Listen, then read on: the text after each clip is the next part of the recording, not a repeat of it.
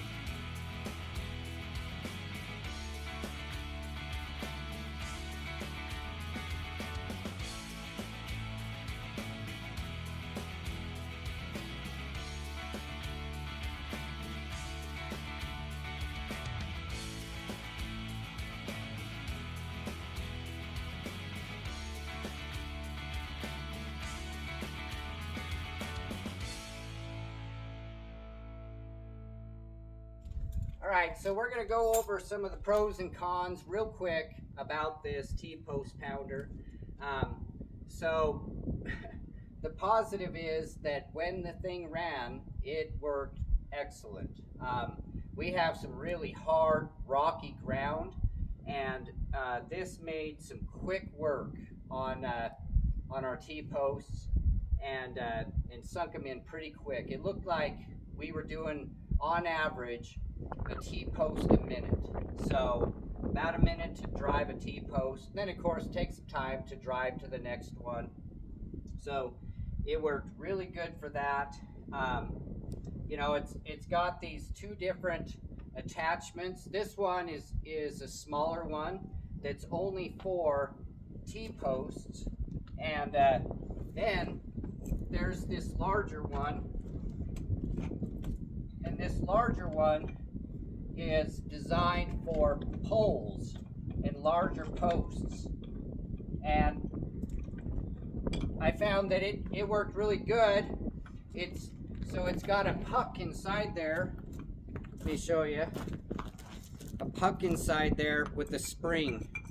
And so it just seemed to help it have, you know, a good centered pound on the round surface of the pole. So it worked really good. This will do, I believe, up to 2.5 inch pole. I was thinking 2-inch poles. So it did okay. So of course you're gonna run into so of course it's gonna be a little different with a T-post versus a pole. T-post would go in, like I said, took about a minute for each one.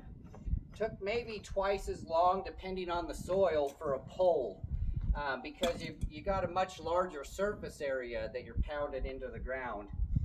But it did pretty good. There were a few spots where the ground was just too hard. I might have hit a rock or something, and I just could not drive a T-post or a pole into the ground. So I'll have to come back to a couple of those with a sledgehammer, see if we can break through, or we may just have to move that post over and try a different spot. So the other positive was it was affordable. So of course there's tons of these T-post pounders that have great reviews that are expensive. I mean, you're looking $600, $700, even up to $1,000, and I bet they did great. I just didn't have the money for something like that.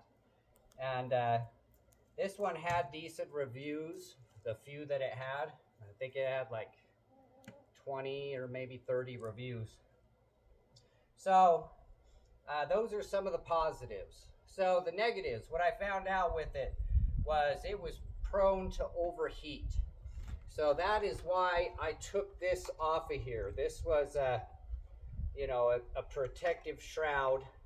And so I took this off because I just don't think it was getting the airflow that we needed. Now it was super hot. I mean, we were up in the 90s, and we're in the baking sun beating down on this and us. So that's a factor right there. I mean, if it was cooler weather, it probably would have done better. But in here, it's got this fan that's going to help circulate the air around the motor, and I just felt like that was a little restrictive. The other thing that I found was I had to cool this off with a little spritz of water. So I would sink a couple T-posts, and then after that I would dribble some water on this while it was running, and just to cool it off. So there is another issue I had, and that was that I struggled to get it started one time, and I think it was because of the lid on this. So if this isn't on there securely, it's not going to put back pressure into this tank that's going to help force the fuel into the carburetor. So I had some issues with that. But once I was able to make sure this was seated properly, it worked out pretty good. The other thing is you're going to need your Allen wrenches, because these are going to all come loose. You're going to want to check every single bolt on this thing after using it for a couple hours, because they all start to come loose. This one came loose. I need to tighten that one up. These main ones came loose, which, I think that would be expected on even a top quality brand. Um, this is a jackhammer, so it's rattling the crap out of this whole machine. So you want to check every single nut and bolt after you use it. Make sure they're all tightened up. Um, so the other problem I had was occasionally this puck here would get jammed sideways because of this spring, which wasn't a big deal. You just kind of had to jostle it back into place, um, and then it was okay. Um, so then another issue is this thing is heavy. It's probably 50, 60 pounds. And so to try to put that up over your head and then try to center a T-post at the same time by yourself, that's hopeless. You just can't do it. And these T-posts were pretty long. I got some that are 8 feet long, so we had to stand on the back of the four-wheeler so that I could get up high enough. So with this, you have to have another person. There's just no way. You're not going to sink T-post by yourself. You got to have another person who can pick up the post and hold it straight for you while you put this thing up over your head. I did do a comparison between how long it takes to sink T-posts and poles with an old-fashioned manual pounder versus this. If I was extremely fit and young, sure, I can use a manual T-post pounder and pound them in just as fast. But man, I got just one T-post and I'm tired. I mean, it takes a lot of energy. And this, we were able to do a whole row. We did 40 T-posts in 1 hour. And there's just no way you're going to do that with a manual T-post pounder. So I do believe that this is the way to go. You just want to make sure that you're checking your lubrication in here. Inside here, it takes a grease. It doesn't take oil. So I looked in here and I saw that it had a grease. And so occasionally you're going to want to have take a brush, and there's a piston in here, a piston and I don't know, what would you call it, a crankshaft. There's a crankshaft in here. You're going to want to brush some grease on there and make sure that it's greased up and that this doesn't go dry, because I can see some of the grease making its way out of this piston, and over time you're going to have to continue to put grease on it. Another negative was this instruction manual didn't tell me nothing. This is such a generic brand that it doesn't even have the name brand on the instructions or on the machine. Probably because it has all kinds of different names to be sold in all kinds of different countries. So those instructions don't really tell you anything. But yeah, so at first I wasn't quite sure this is going to work out, because I kind of struggled with understanding why I couldn't get it to start, and then I struggled with it overheating. But then once I overcame some of those things and figured out I had problems with this lid, and that I needed to help cool this off, after that it worked great. I had no problems with it, and we were able to go a whole length of our property in one go. So I think this was a great investment. Saved me a lot of time, a lot of hassle, wasn't too expensive. If I was doing these posts on this one side of the property by hand, it would have been all day, and I'd have just been beat. Just would have been worn out. Probably wouldn't have got this whole string done. Me and my daughter were able to get through this, and it hardly took any time at all. Very good.